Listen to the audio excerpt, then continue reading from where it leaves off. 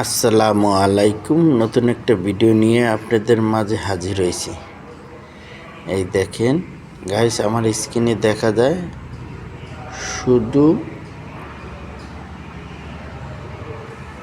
ধুধু মাঠ। এই মাঠে দেওয়া হয়েছে তরমুজ। এই দেখেন, এটা হচ্ছে আমাদের এলাকায় তরমুজের মাঠ, ক্ষেত। এই দেখেন, এই রাস্তা দুই সাইডে বেড়িবাঁধ বাঁধতে লইছে যাতে পানি না ঢোকে, নদীর পানি।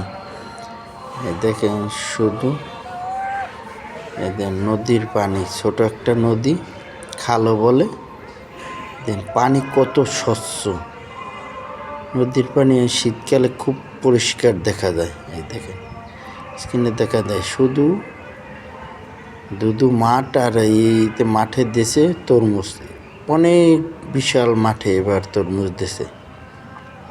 এই দেখা যান গাইস, এই দেখেন ওরা মানে তরমুজ ক্ষেত দেখে এবার রাস্তায় উঠছে।